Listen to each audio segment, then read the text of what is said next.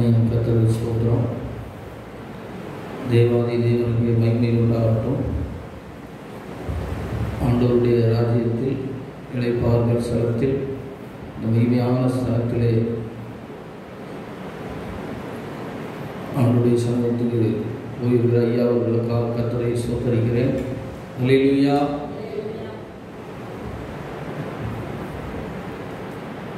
நான் ஒரு மிஷனரி ஊழியத்தோடு இணைந்து ஆண்டுடைய ஊழியத்தை செய்து கொண்டிருந்தேன். ஒரு 7 வருடங்களுக்கு பிறகு ஐயாவை சந்திக்க வந்தபோது நல்ல ஆலோசனைகளை கொடுத்தார்கள். இந்த ஊழியத்தில் பத்திரிகை ஊழியர்களுக்கு துணையாக கொஞ்சம் காலங்கள் பணி செய்யும் ஆண்டவர் அடியனுக்கும் கிருபை செய்தார். அல்லேலூயா. அநேக ஒவ்வொரு காரியங்களை குறித்து ஆண்டவர் அவர்கள் மூலமாய் என்னோடு பேசியிருக்கிறார்கள். அவர்களுக்காக கர்த்தரை ஸ்தோத்திரிக்கிறேன். அல்லேலூயா. ஆமென். அநேகருக்கு ஆசீர்வாதமான இருந்த தேவாதி தேவன் ஊழியத்தை பாதை ஐயாவை பயன்படுத்தினார். சோதரம் விசேஷமாக இப்போதும் அந்த ஊழியத்தை தொடர்ந்து செய்வதற்கு இந்த இடத்தில் அவங்களே ஆண்டவர் பலப்படுத்துகிறதற்காக சோத்திரம். ஐசகனனையும் ஆண்டவரின் ஊழியத்தின் பாதையிலும் அவர்களையும் கொண்டு வருகிற தேவன் வல்லமையாக பயன்படுத்துவார். அல்லேலூயா. அல்லேலூயா. ஆமென். ஸ்தோத்திரம் ஸ்தோத்திரம் ஸ்தோத்திரம். இப்போது ஒரு நிமிடம் ஜெபிப்போம். கர்த்தாவே ஸ்தோத்திரம் ஸ்தோத்திரம்.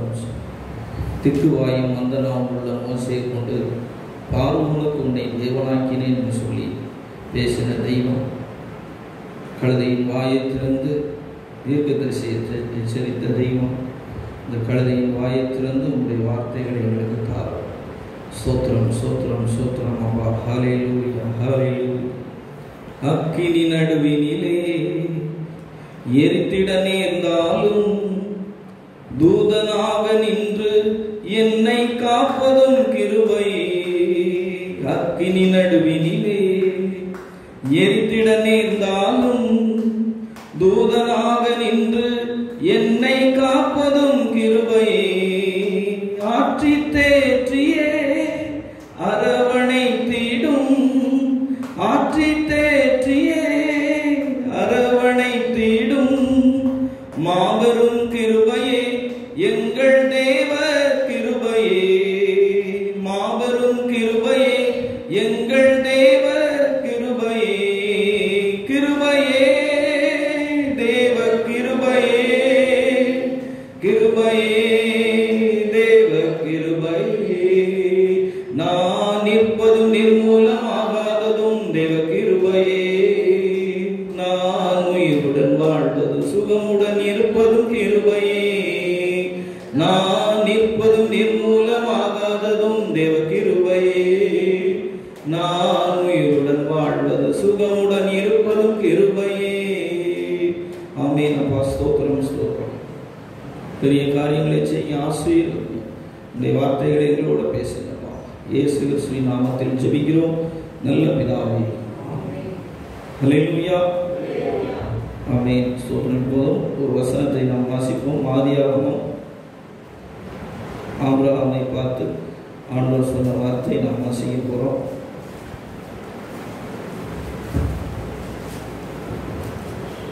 பதினேழாம் அதிகாரம்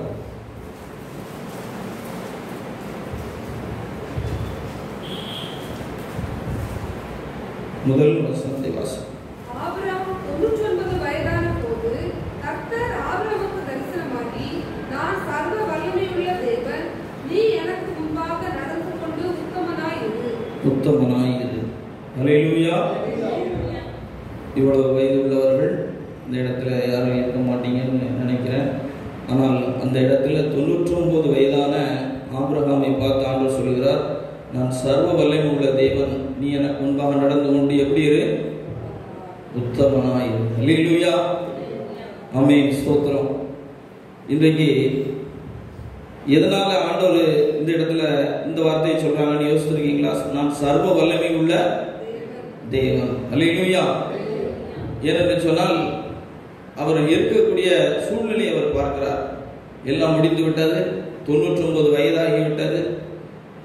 வாக்குத்தத்தம் சொன்ன தேவன் மறந்து விட்டாரா, என்ன நடக்குமோ தெரியவில்லை என்று சொல்லி யோசனையோடு பல யோசனைகள் அவருக்குள்ள வரும்போது ஆண்டவர் சொல்றாரு, நான் சர்வ வல்லமை உள்ள தேவன்,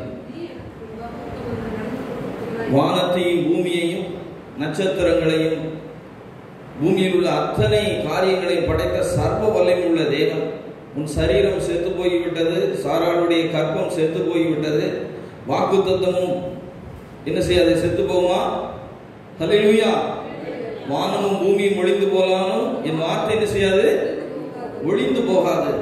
அதனால குறுக்கு வழியில போய் முன்னேறலாம் அப்படின்னு திட்டம் போடாத, உத்தமனாயிரு.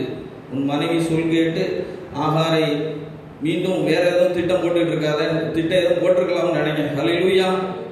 அதனாலதான் அந்த வார்த்தை வருது, ஒழுங்கா ஹல்லேலூயா சொல்லுங்க, உத்தமனாயிரு. அப்படி ஏதோ யோசனை வந்திருக்கும் போது உடனே சொல்லுதார், உத்தமனாயிரு. குறுக்கு வழியில முன்னேறலான்னு திட்டம் போடாத. குறுக்கு வழியில போனா உனக்கு நிறைய குறுக்கு வந்து நிறைய பேர் நிற்பாங்க. ஹல்லேலூயா, ஹல்லேலூயா. ஆண்டவர் ஸ்தோத்திரம். நான் சர்வ வல்லமை உள்ள தேவன், நீ உத்தமனாய் இரு என்று அந்த ஆபிரகாமோடு பேசின தேவாதி தேவன் அவனை உத்தமனாய் நடக்கவும் ஆண்டவர் வைத்தார். ஹல்லேலூயா. இன்றைக்கு நம்மை பார்த்து ஆண்டவர் சொல்கிறார், உத்தமமான ஒரு ஜீவியம் செய்ய வேண்டும். இந்த கடைசி நாட்களிலே பாவம் நிறைந்த பயங்கரமான அருவருப்பான அக்கிரமங்களும் அநியாயங்களும் நடக்கக்கூடிய இந்த உலகத்திலே நம்ம எப்படி இருக்க வேண்டுமா? நம்முடைய பார்வைகளும் நம்முடைய பேச்சுகளும் நம்முடைய சிந்தனைகளும் எப்படி இருக்க வேண்டியிருக்குது? உத்தமமா. ஹல்லேலூயா. ஆண்டவர் ஊழியக்காரங்களுக்கும் ஊழியம் செய்கிற ஊழியக்காரங்களுக்கும் அதுதான் சொல்லியிருக்காங்க. நிறைய பட்டங்களை வாங்கினவங்களே, பாஸ்டர்கள், பிஷப்புகள் எல்லாரும் வாங்க, உங்களுக்கு பரலோகத்தில் இடம் தரேன்னா சொன்னாங்க. என்ன சொல்லியிருக்காங்க? உண்மையும் ஹல்லேலூயா சொல்லுங்க. ஏராளமான பட்டங்கள் வாங்கினவங்கலாம் வாங்க பரலோகத்தில் இடம் தரேன்னு சொல்லல. உண்மையும் உத்தமுள்ள ஊழியக்காரனே, நல்ல அழகழகா ட்ரெஸ் போட்டவங்கலாம் வாங்க பரலோகத்தில் இடம் தரோம். ஹல்லேலூயா, ஹல்லேலூயா. வெளிப்படுத்தல் புத்தகத்தில் எழுதியிருக்குது, தீட்டுள்ளதும் அருவருப்பையும். கடைசி அதிகாரத்துக்கு முந்தின அதிகாரம் வாசிங்க. தீட்டுள்ளதும் அருவருப்பையும் பொய்யையும் நடப்புறதுமாகிய ஒன்றும் அதில் பிரவேசிப்பதில்லை. ஆட்டுக்குட்டியானவரின் ஜீவ புஸ்தகத்தில் எழுதப்பட்டவர்கள் மாத்திரம் அதில் பிரவேசிப்பார்கள். ஆமென். ஹல்லேலூயா. எல்லாரும் எங்க போக முடியாது?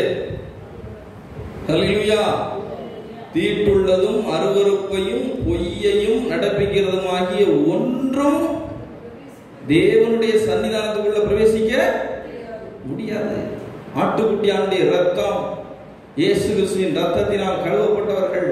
ஹல்லேலூயா. அவருடைய ஜீவ புஸ்தகத்தில் பேர் எழுதப்பட்டவர்கள். அந்த பேர் எழுதி வச்சிருக்கிறார். உண்மையும் உத்தமுள்ள ஊழியக்காரனே என்று சொல்லி நம்மை பார்த்து ஆண்டவர் சொல்கிறார். உண்மையும் உத்தமுள்ள ஊழியக்காரனை வரவேற்பதற்கு அவர் எழுந்து நிற்கிறார். ஹல்லேலூயா, ஹல்லேலூயா. கர்த்தருடைய நாமம் மகிமைப்படுவதாக. இந்த உண்மையும் உத்தமும், இந்த உத்தமத்தை குறித்து ரெண்டு விதத்திலே நாம் பார்க்கலாம். தேவன் மேல் இருக்கக்கூடிய ஒரு விசுவாசம், தேவன் மேல் இருக்கக்கூடிய ஒரு, மற்றொன்று கீழ்ப்படிதல். மற்றொன்று என்னது? கீழ்ப்படிதல். ஹல்லேலூயா. 2 நாளாகவும் எடுங்க.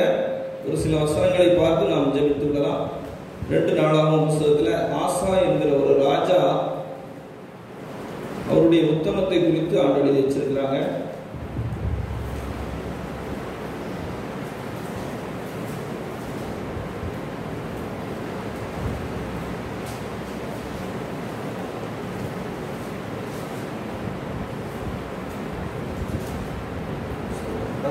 அதிகாரம்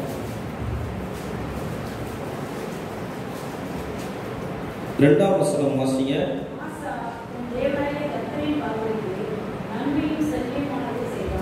எப்படிப்பட்ட மனிதனாக காணப்பட்டான்? நன்மையும் செம்மையுமானதை செய்தான். ஹல்லேலூயா. ராஜாக்கள், ஏராளமான ராஜாக்கள் ரொம்ப ஒவ்வொரு பயங்கரமா செயல்பட்டிருப்பாங்க. இதுல ஒரு ராஜா நன்மையும் செம்மையுமாய் செயல்பட்ட ஒரு ராஜா. 7ஆம் வசனத்தை இன்னொரு நபர் வாசிங்க. அவன் யூதாவை நோக்கி, தேசம் நமக்கு அவைகளுக்கு அலங்கங்கள், கோபுரங்கள், வாசல்கள் உண்டு பண்ணி தாழ்பால் போட்டு பலப்படுத்துவோமாக. நம்முடைய தேவனாகிய கர்த்தரை தேடினோம். தேடின போது சுற்றிலும் நமக்கு இளைப்பாறுதலை கட்டளையிட்டார் என்றார். அப்படியே கட்டினார்கள். அவர்களுக்கு காரியம் வாய்த்தது. அல்லேலூயா. ஒரு தேவ பிள்ளை நன்மையும் செம்மையுமாக தேவனுடைய வார்த்தையின்படி நடக்கும்போது அவர்கள் எடுக்கிற பிரயாசத்தை தேவாதி தேவன் ஆசீர்வதிக்கிறார். அல்லேலூயா. எடுக்கிற பிரயாசங்களை ஆசீர்வதிக்கிறார். அந்த உத்தமமான இருதயத்தை தேவன் பார்க்கிறார். அந்த தேவ பிள்ளைக்கு விரோதமாக சோதரம் 9ஆம் வசனம் 10ஆம் வசனம் வாசிங்க. அவர்களுக்கு விரோதமாக எத்தியோப்பியனாகிய சேரா 10 லட்சம் பேர்கள் சேர்ந்த சேனையோடும் 300 ரதங்களோடும் புறப்பட்டு மரேசா மட்டும் வந்தார். அப்பொழுது ஆசா அவனுக்கு எதிராக புறப்பட்டார். மரேசாவுக்கு அடுத்த செப்பத்தா என்னும் பள்ளத்தாக்கில் யுத்தத்திற்கு அணிவகுத்து நின்றார்கள். ஆமென். அல்லேலூயா. இந்த ராஜாவுக்கு விரோதமாக பெருங்கூட்ட மக்கள் யுத்தம் பண்ண ரெடியா ஆயத்தமாகி வந்து நிக்கிறாங்க. பயங்கரமா. அல்லேலூயா. அப்படி யுத்தம் பண்ண ஆயத்தமாகி நிற்கும் போது இந்த தேவ பிள்ளை ஆண்டவருக்கு பயந்த ஆண்டவருடைய ராஜா என்ன ஜெபம் பண்றாங்க? அடுத்த வசனத்தை வாசிங்க. ஆசா தன் தேவனாகிய கர்த்தரை நோக்கி கூப்பிட்டு, கர்த்தாவே, பலமுள்ளவனுக்காகிலும் பலனற்றவனுக்காகிலும் உதவி செய்வது உமக்கு லேசான காரியம். எங்கள் தேவனாகிய கர்த்தாவே, எங்களுக்கு துணை நில்லும். உம்மை சார்ந்து உம்முடைய நாமத்தில் ஏராளமான இந்த கூட்டத்திற்கு எதிராக வந்தோம். கர்த்தாவே, நீர் எங்கள் தேவன், மனுஷன் உம்மை மேற்கொள்ள விடாதேயும் என்றார். ஆமென். அல்லேலூயா. நான் பலவீனமான மனிதன், எனக்கு நீங்க தான் உதவி செய்யணும்னு சொல்லி ரொம்ப மிக கருத்தாக ஜெபிக்கிறார். அல்லேலூயா. கருத்தா ஜெபம் பண்ணோன்னு ஆண்டவர் என்ன செய்யறாங்க? அந்த வசனங்களை வாசிக்கும் போது நமக்கு புரியும். அவர்களை 13ஆம் வசனம் வாசிங்க. அவர்களை ஆசாவும் அவனோடு இருந்த ஜனங்களும் ஏரார் மட்டும் துரத்தினார்கள். எத்தியோப்பியர் திரும்ப பலம் கொள்ளாதபடிக்கு முறிந்து விழுந்தார்கள். கர்த்தருக்கும் அவருடைய சேனைக்கும் முன்பாக நொறுங்கி போனார்கள். அவர்கள் மிகுதியாய் கொள்ளையடித்து. அல்லேலூயா. ஆண்டவருடைய நாமம் மகிமைப்படுவதாக நீ ஆண்டவர் இந்த இடத்துல பாருங்க, ஒரு தேவ பிள்ளை ஆண்டவரை சார்ந்து கொள்ள வேண்டும். ஆண்டவரை என்ன செய்து கொள்ள வேண்டும்? அல்லேலூயா. இன்னைக்கு எல்லாரும் அப்படிப்பட்ட ராஜா தான் மீண்டும் ஒரு பெரிய ஒரு பிரச்சனை வருது. அல்லேலூயா. ஆரம்பத்துல நல்லா இருந்தாரு, பிரச்சனை வந்த உடனே ஜெபம், உபவாசம், அல்லேலூயா, கூடி ஜெபம் பண்றது. கொஞ்ச நாள் ஆயிட்டு, கொஞ்ச காலங்கள், கொஞ்சம் வருஷங்கள் ஆன பிறகு அந்த ராஜா என்ன பண்றாங்க அப்படின்னு சொல்லி 16ஆம் அதிகாரத்துல இருக்குது. முதல் வசனம் வாசிங்க. ஆசா அரசாண்ட 36ஆம் வருஷத்திலே இஸ்ரவேலின் ராஜாவாகிய பாஷா யூதாவுக்கு விரோதமாய் வந்து ஒருவரும் யூதாவின் ராஜாவாகிய ஆசாவின் இடத்தில் போக்கும் வரப்புமாய் இராதபடிக்கு ராமாவை கட்டினார். ஆமென். அல்லேலூயா. ஒருத்தரும் ஆசா என்கிற யூதாவின் ராஜாவின் இடத்துல போகக்கூடாது, பார்க்க கூடாது, எந்த தொடர்பும் இருக்கக்கூடாது என்பதாக இஸ்ரவேலின் ராஜாவாகிய பாசா என்று அந்த ராஜா என்ன செய்தான்? சுவர் கட்ட ஆரம்பிச்சிட்டாங்க. அல்லேலூயா. யாரும் அவங்க கிட்ட போக கூடாது அப்படின்னு சொல்லி யூதாவின் ராஜாவாகிய ஆசா ஆண்டவருடைய பிள்ளை தான். அவனுக்கு விரோதமாக ஒரு காரியத்தை செய்த உடனே ஆசா என்ன செய்கிறார்? அப்பொழுது ஆசா வாசிங்க. அப்பொழுது ஆசா கர்த்தருடைய ஆலயத்திலும் ராஜாவின் அரண்மனையில் உள்ள பொக்கிஷங்களில் உள்ள வெள்ளியும் பொன்னும் எடுத்து தமஸ்குவில் வாசம் பண்ணுகிற பென்னாதாத் என்னும் சீரியாவின் ராஜாவின் இடத்துக்கு அனுப்பி. போதும், நீங்க சில வசனங்கள் வாசிக்காதனால சில புரியாம இருக்கலாம், அதனால கவனிங்க. அல்லேலூயா. ஆண்டவர் இதுல பெரிய ஒரு ரகசியத்தை நமக்கு வைத்திருக்கிறார். அல்லேலூயா. அல்லேலூயா. முதல்ல அவருக்கு பிரச்சனை வந்தது. பிரச்சனை வந்த உடனே என்ன பண்ணாரு? ஜெபம் பண்ணாரு, கர்த்தரை சார்ந்து கொண்டார். அடுத்து ஒரு பிரச்சனை வருது. அப்ப என்ன பண்றாருன்னா, பை நிறைய என்ன வந்துட்டு, பணம் நிறைய வந்துட்டு, பணம் கூட்டிட்டு. அல்லேலூயா சொல்லுங்க. சிலர் ஆரம்பத்துல நல்லா ஜெபிச்சிருப்பாங்க, நல்ல உபவாசம் பண்ணியிருப்பாங்க, கூடி ஜெபிச்சிருப்பாங்க. ஆனா பை நிறைய பணங்களும் வெள்ளிகளும் வைரம் மாணிக்கம் மரகதம் என்னென்ன முத்து இருக்கோ எல்லாம் வந்த பிறகு நம்ம கையில தான் பணம் இருக்கு, நம்ம கையில் என்ன இருக்கு சொல்லுங்க? ஹல்லேலூயா. நம்ம இது போட்டு இங்க ஜெபமே அவர் பண்ணல. ஹல்லேலூயா. தேவனுடைய ஆலயத்தில் உள்ள பொக்கிஷத்தெல்லாம் அள்ள ஆரம்பிச்சிட்டார். அந்த வசனத்தை பாருங்க. கர்த்தருடைய ஆலயத்திலும் ராஜாவின் அரண்மனையில் உள்ள பொக்கிஷங்களில் உள்ள வெள்ளியும் பொன்னும் எடுத்து தமஸ்குவில் வாசம் பண்ணுகிற பெனதாத் என்னும் சீரியாவின் ராஜாவின் இடத்திற்கு அனுப்பி சொல்வாரு. வேற ஒரு ராஜாட்ட போய் கேட்கிறான், மனுஷன் போய் கேட்டுக்கிட்டீங்க. தேவனுடைய பிள்ளை இல்லையா சொல்லுங்க? கர்த்தரை சார்ந்து கொள்ள, கர்த்தரை விட்டாச்சு, கர்த்தர் பேர பார்த்துக்கலாம். அல்லேலூயா. சிலர் முதல்ல நல்லா ஜெபம் பண்ணியிருப்பாங்க, அது பிறகு கலெக்டர் டிஎஸ்பி தெரியும்னு சொல்லுவாங்க. எனக்கு யாரும் தெரியும்? முதலமைச்சரோட தெரிஞ்சிருக்கலாம். முதலமைச்சர் நினைச்சாலும் காப்பாற்ற முடியாது. அல்லேலூயா. தரியு ராஜா தானியேலுக்கு ரொம்ப ஃப்ரெண்டு, காப்பாற்ற முடிஞ்சதுங்களா? முத்திரை போட்டாச்சுன்னா உள்ளதான் போனோம். அல்லேலூயா. எந்த ராஜாட்டையும் போய் கேட்க தேவையில்லை. அல்லேலூயா. இங்க பாருங்க, இந்த மனிதனிட்ட போய் சார்ந்து நின்ன உடனே கண்டிப்பா எல்லா காரியமும் ரொம்ப நல்லதா நடந்தது. வாசிங்க, அதை வாசிக்கும்போது புரியும். அடுத்து அவன் என்ன சொல்லுவான்னா, அந்த யூதாவின் ராஜாவாகிய ஆசா உதவி கேட்க வேண்டிய ராஜாட்ட போய் சொல்லுவான், எங்க அப்பாவும் உங்க அப்பாவும் ஃப்ரெண்டு, நீயும் நானும் ஃப்ரெண்டு, மொத்த பணமும் வச்சுக்கோ, எனக்காக நீ போய் அவங்களோட சண்டை போடு. அல்லேலூயா. அந்த வசனம் அதுக்கு அப்படிதான் இருக்குது. வாசிங்க 3ஆம் வசனம்.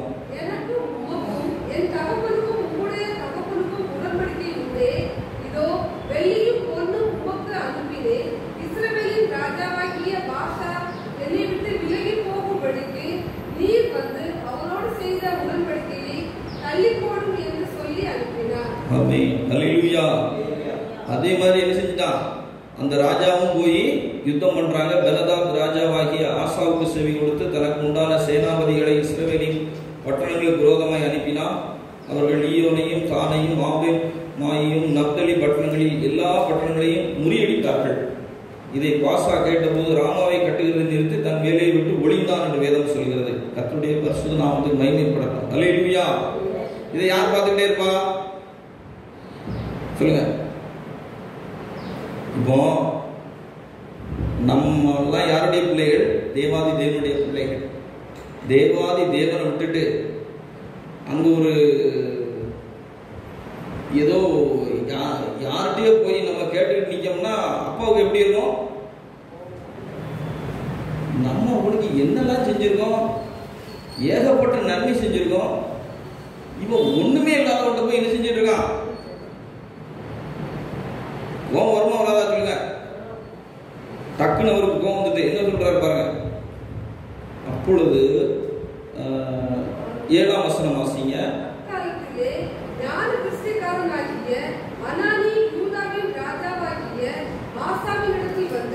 அவனை நோக்கி, நீர் உம்முடைய தேவனாகிய கர்த்தரை சார்ந்து கொள்ளாமல் சீரியாவின் ராஜாவை சார்ந்து கொண்டபடியினால் சீரியா ராஜாவின் ராணுவம் உமது கைக்கு தப்பிப் போயிற்று.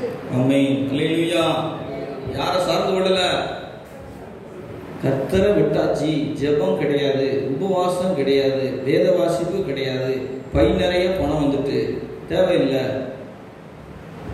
அல்லேலூயா. முதல்ல நல்லதா இருந்தாரு, வர வர குறையுது, வர வர விருத்தி அடைய வேண்டிய தாவீதை மாதிரி அப்படி என்ன செஞ்சுட்டு இருக்கு? நமக்கும் நம்மளையும் தான் கொஞ்சம் யோசிச்சு பாருங்க. நம்ம என்ன செஞ்சிருக்கோம்? நாளுக்கு நாள் விருத்தி அடையணும். ஹல்லேலூயா. 2 வசனம் மட்டும் வாசிங்க, தெளிவா புரியும். மிகவும் ஏராளமான ரதங்களும் குதிரை வீரரும் உள்ள எத்தியோப்பியரும் லூபியரும் மகா சேனையாய் இருந்தார்கள் அல்லவா? நீர் கர்த்தரை சார்ந்து கொண்ட போதோவெனில் அவர்களை உமது கையில் ஒப்பு கொடுத்தாரே. அடுத்த வசனத்தை யாராவது வாசி. தம்மை பற்றி உத்தம இதயத்தோடு இருக்கிறவர்களுக்கு தம்முடைய வல்லமையை விளங்க பண்ணும்படி கர்த்தருடைய கண்கள் பூமி எங்கும் உலாவிக் கொண்டிருக்கிறது. இந்த விஷயத்தில் மதி இல்லாதவராய் இருந்தீர். ஆகையால் இது முதற்கொண்டு உமக்கு யுத்தங்கள் நேரிடும் என்றார். என்ன எழுதிருக்கு பாத்தீங்களா? நம்ம வசனத்தை வாசித்தோம். தம்மை பற்றி உத்தம இருதயத்தோடு இருக்கிறவர்களுக்கு தம்முடைய வல்லமையை விளங்க பண்ணும்படி கர்த்தருடைய கண்கள் எப்படி பார்த்துட்டே இருக்கு? யார் யார் மனுஷனை சார்ந்து போயிட்டு இருக்காங்க, யார் தெய்வத்தை சார்ந்து போறாங்க, எது ஒரிஜினல், எல்லாம் டூப்ளிகேட்டையும் பார்த்துட்டு இருக்காங்க. ஹல்லேலூயா, ஹல்லேலூயா, ஹல்லேலூயா சொல்லுங்க. ஆண்டவர் அவரையே சார்ந்து கொள்ளணும். அப்படி தீர்க்கதரிசி சொன்ன உடனே இந்த விஷயத்துல புத்தி இல்லாம செஞ்சுட்டீங்களா ஐயா அப்படின்னு சொன்ன உடனே அந்த ராஜா என்ன பண்ணிருக்கணும்னு சொல்லுங்க. மன்னிச்சிருங்க ஆண்டவரே, ஒரு நாள் உபவாசம் போட்டு அழுது மன்னிப்பு கேட்டு ஜெபம் பண்ணிருக்கலாம். இவன் என்ன செஞ்சுட்டான் பாருங்க, 10ஆம் வசனத்தை. அதிநிமித்தம் ஆசா ஞான திருஷ்டிக்காரன் மேல் சினந்து கடும் கோபம் கொண்டு அவனை காவல் அறையிலே வைத்தார். இது அல்லாமலும் அக்காலத்தில் ஜனங்களுக்குள் சிலரை கொடூரமாய் நடப்பித்தார். என்னாயிட்டு மொத்தம் போயிட்டு. ஹல்லேலூயா. உத்தமமான இருதயங்களை என்ன செஞ்சுட்டு தீர்க்கதரிசி அடிச்சு அவனை தூக்கி ஜெயில போட்டாச்சு. ஹல்லேலூயா. மனம் பொருந்தி சொல்லுங்க. மனம் ஏசாயா தீர்க்கதரிசன புத்தகம் 1ஆம் அதிகாரத்தில் எழுதி வச்சிருக்காங்க. என்ன வச்சிருக்காங்க? அடுத்த வருஷம் வாசிச்சிருக்கீங்களா? பயங்கரமா இருக்கும் வாசிக்கும் போதே. அதை வாசிச்சுங்க.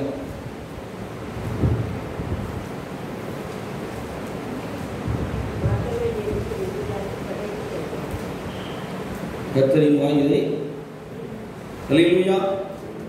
மனம் பொருந்தி செவி கொடுத்தால் தேசத்தின் நன்மையை புசிப்பீர்கள். மாட்டோம் என்று எதிர்த்து நிற்பீர்களாகில் இதை சொல்லிட்டு. ஹல்லேலூயா. இங்க மாட்டோம்னு இந்த ராஜா எதிர்த்து நிக்கிறாரு. அடுத்து என்ன வந்தது அவருடைய வாழ்க்கையில? அடுத்து 2 வசனம் தள்ளி வாசிங்க. அவன் பயங்கரமான ஒரு சூழ்நிலை உண்டாகும் போது கர்த்தரை விட்டு விலகி என்ன செஞ்சிருவாரு? இல்ல அவர்கிட்ட காசுங்க. ஆசா அரசாண்ட 39ஆம் வருஷத்திலே தன் கால்களில் வியாதி கண்டு அவன் நோவு மிகவும் உக்கிரமாய் இருந்தது. அவன் தன் வியாதியிலும் கர்த்தரை அல்ல பரிகாரிகளையே தேடினான். கர்த்தரை என்ன செஞ்சாச்சு? விட்டாச்சு. ஹல்லேலூயா, ஹல்லேலூயா. ஆண்டவர் நம்மை சிரிச்சிக்கிறது ரொம்ப ஆசீர்வாதம். அவருடைய அடிகள் எல்லாம் ஆசீர்வாதமான அடிகள். ஹல்லேலூயா. தகப்பன் சிரிச்சியாத புத்திரன் உண்டோ? அவர் அடிக்கிறாங்கன்னா உடனே ஆண்டோட்ட அழுது கண்ணீர் விட்டு உபவாசித்து ஜெபித்து ஆண்டோட்ட அழுது ஜெபிச்சாலே சமாதானம் தான். ஹல்லேலூயா. ஆனா அந்த ராஜா என்ன செய்யறாரு? பயங்கரமாக செயல்படுறாரு. ஹல்லேலூயா.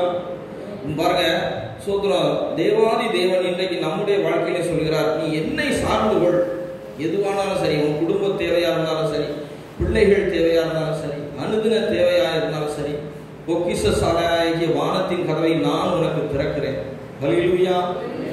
பொக்கிஷ சாலையாகிய வானத்தின் கதவை நான் உனக்கு திறக்கிறேன். ஒரு ஆண்டருடைய ஊழியக்காரர் சொல்றாங்க, இதெல்லாம் எடுத்து வைக்கல, ஜெபத்துல ஞாபகம் வருது.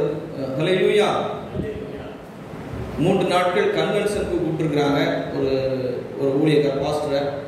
அப்போ அந்த பாஸ்டர் போய் ஊழியத்துக்கு போயிட்டு ஊழியத்துக்கு போன இடத்துல அந்த ஊழியக்காரர் இவருக்கு காணிக்கை கொடுத்துருக்காரு. ஹல்லேலூயா. காணிக்கை கொடுத்த உடனே காணிக்கை கொடுத்துட்டு திரும்பி வந்திருக்காங்க. திரும்பின உடனே ஆண்டவர் சொல்லியிருக்காரு, அவங்க 3 நாள் மைக் செட்லாம் வச்சு ஸ்டேஜ்லாம் போட்டு நிறைய செலவு பண்ணிட்டாங்க. அவங்களுக்கு பணம் தேவைப்படுது, இந்த பணத்தை நீ அவங்க கையில கொடுத்துரு அப்படின்னு இவருக்கு ஒரு ஏவுதல். ஹல்லேலூயா. கொடுத்து, ஆண்டவரே நானே ரொம்ப கஷ்டத்துல வந்திருக்கேன், இதை போய் கொடுத்தா நான் எங்க போவேன்னு இவர் கேட்டிருக்காரு. ஹல்லேலூயா. ஊழிய அழைப்பே இல்லாம உட்கார்ந்துட்டு இருக்கேன். 3 நாள் கூட்டம் நடந்தா நல்ல காணிக்கை கிடைக்கும் ஜெபத்தோட வந்தேன். ஆண்டவரே இதை கொடுக்க சொல்றீங்க, நான் என்ன செய்ய? வீட்டுல ஒண்ணுமே ஒரு ஜாமானும் கிடையாது, ஒரு ஜாமானும் கொடுக்கணும் அப்படின்னு ஆண்டவர் சொன்ன உடனே சரி வார்த்தை கீழ்ப்படிஞ்சு கொடுத்தாச்சு. அவரும் ஊழியக்காரர் ஒண்ணுமே யோசிக்கல, என்ன பாஸ்டர் இப்படி கொடுத்துட்டீங்களா அப்படின்னு வாங்கிட்டு சரி அப்படின்னு அவங்க அங்க உள்ள வேலைகளை பார்த்துட்டு இருந்துட்டாங்க. ஹல்லேலூயா. சரி ஆண்டவர் ஏதோ அவங்க ஐயா மனதில் ஏவி இருக்காங்கன்னு சொல்லிட்டு இவருக்கு பஸ் ஏறி போறதுக்கு கூட கையில துட்டு கிடையாது. ஹல்லேலூயா. அவங்க ஊருக்கும் இவங்க ஊருக்கும் ஒரு 4 கிலோமீட்டர். அவங்க நேரம் வேற இருட்டாவது மாதிரி இருக்கு, என்ன செய்யணும்னு தெரியல அப்படின்னு சொன்ன உடனே சரி இந்த காட்டு வழியா நடத்துற வேண்டிதான். இந்த காட்டு வழியா முள்ளுக்காடு வழியா வந்து ஒத்தேடி பாதை கிடக்கு. ஒத்தேடி பாதை கொஞ்சம் லேசாக தூரல் விழுந்துகிட்டு இருக்கு. இது வந்து நடந்த சம்பவம் நான் சொல்றேன், ஒரு கதை கிடையாது. ஹல்லேலூயா. அப்போ நடந்து போயிடுவோம் அப்படின்னு நடக்க ஆரம்பிச்சிட்டாங்க. ஹல்லேலூயா. செருப்பெல்லாம் சகதி, இந்த 4 கிலோமீட்டர் தாண்டி இடையில முள்ளுலாம் காலில் குத்தி இருக்கு. கடைசியில் வீட்டில் போய் உட்காந்து என்ன கூட்டெல்லாம் முடிஞ்சுதா? ஆமாம், கூட்டெல்லாம் முடிஞ்சுது. சாப்பிட்டீங்களா? சாப்பாடெல்லாம் கிடைச்சது, சாப்பிட்டேன். சரி, அப்போ என்ன செருப்பு இப்படி ரொம்ப பயங்கர சகதியாக இருக்குது அப்படின்னு கேட்டாங்க. இல்லை, நான் பஸ்ஸில் வரல, அந்த மாதிரி அங்கே வேலைகள் அவங்க பாஸ்டர் பார்த்துக்கிட்டு இருந்தாங்க. நான் அப்படி நடந்து வந்துடுவோம், இருட்டாவது வர மாதிரி இருக்குது, நைட்டில் மாட்டிக்கிட்டோம்னா அது வேற கஷ்டம் அப்படின்னு நடந்து வந்துடுவோம்.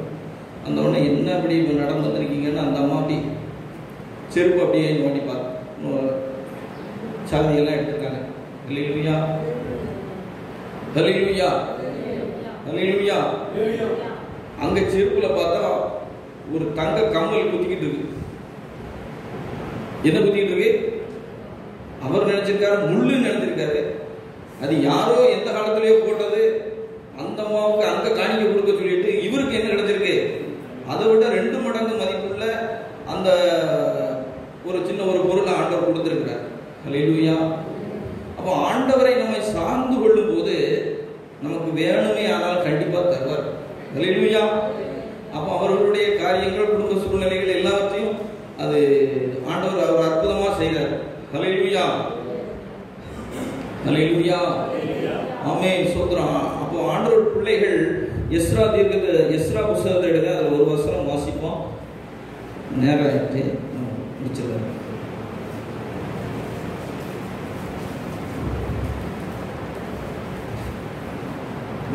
வசனம் 8ஆம் அதிகாரம். ரொம்ப நல்ல ஒரு வசனம்.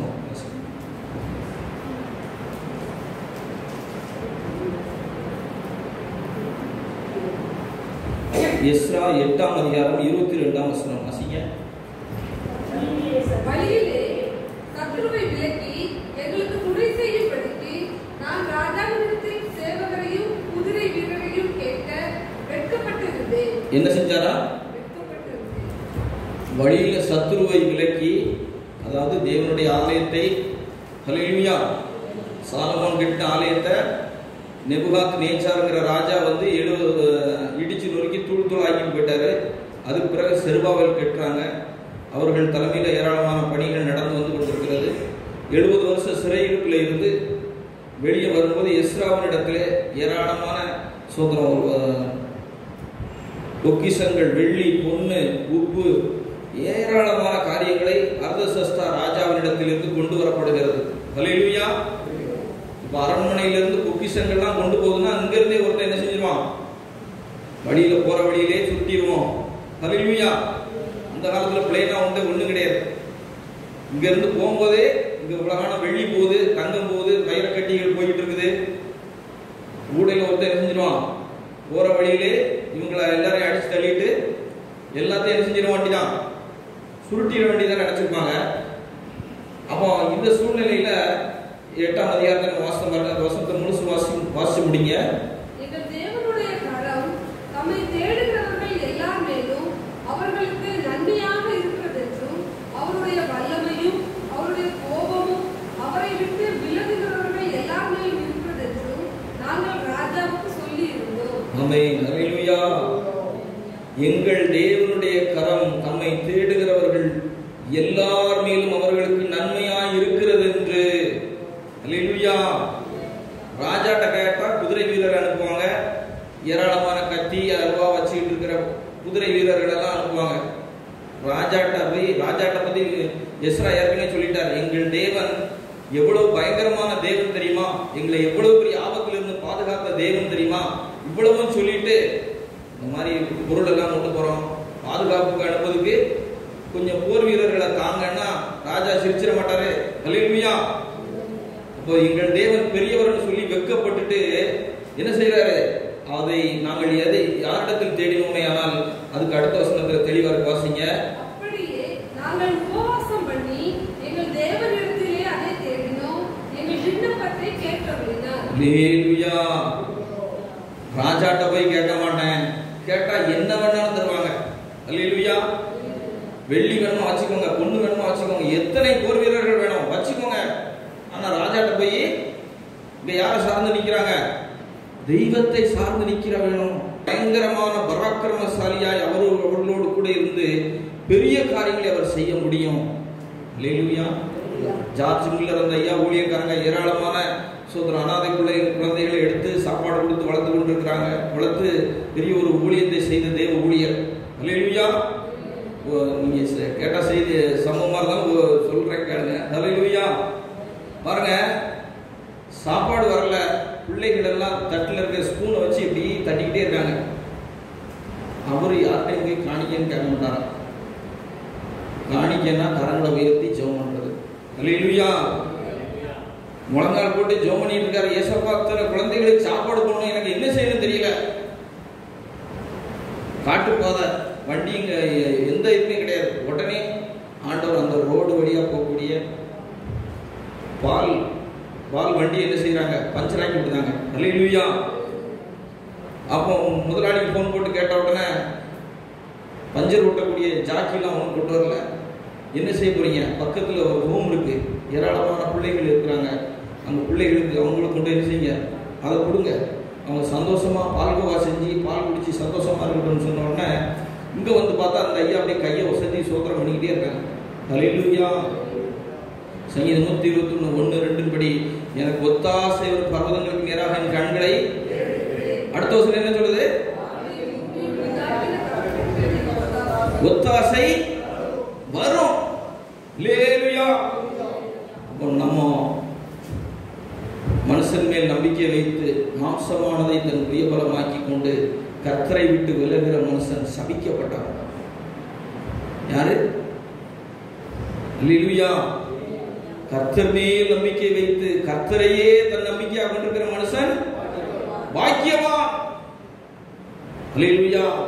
இன்னைக்கு நம்முடைய வாழ்க்கையில நீங்க என்னென்ன உங்க குடும்பமோ, பிள்ளைகள் காரியமோ, ஊழிய காரியமோ, வாசல் கதவை அவர் திறக்கிறார். அல்லேலூயா.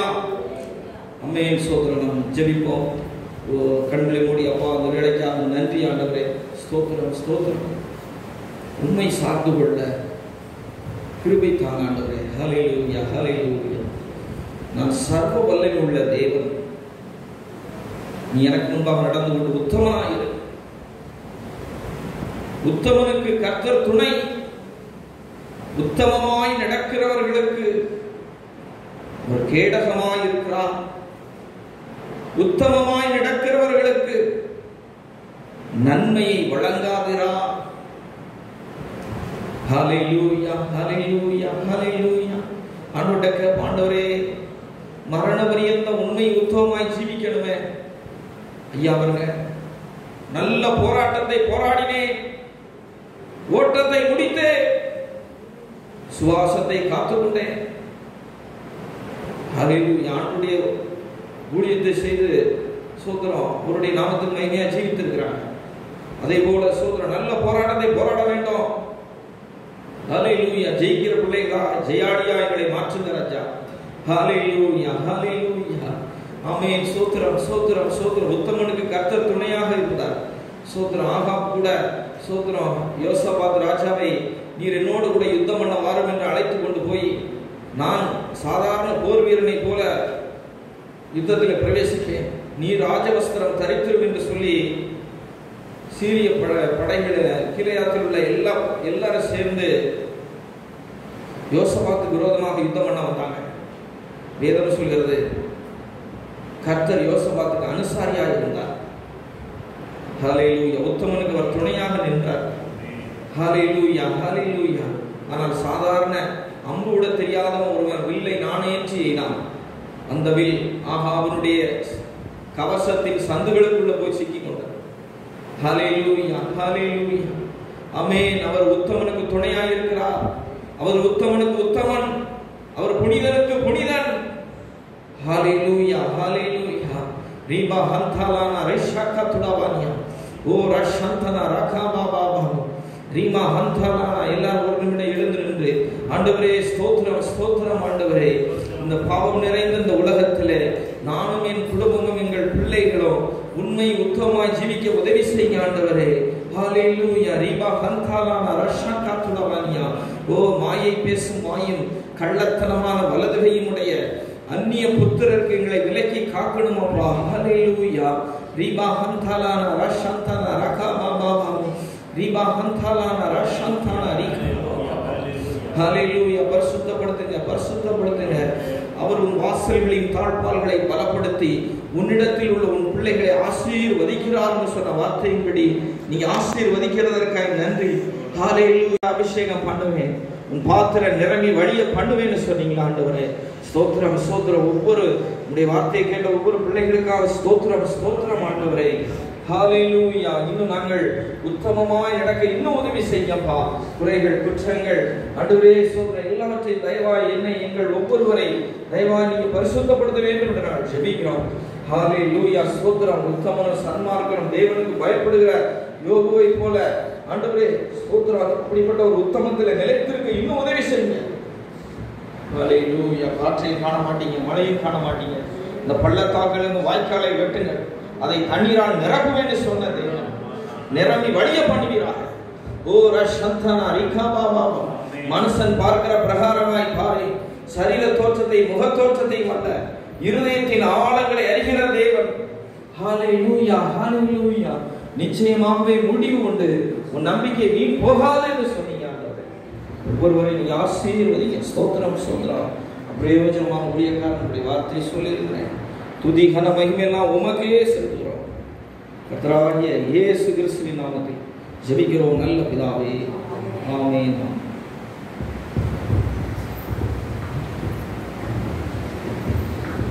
எல்லாரும் சேர்ந்து சொல்லுவோம். என் ஆத்துமாவே உள்ளமே பரிசுத்த நாமத்தை ஸ்தோத்திரி.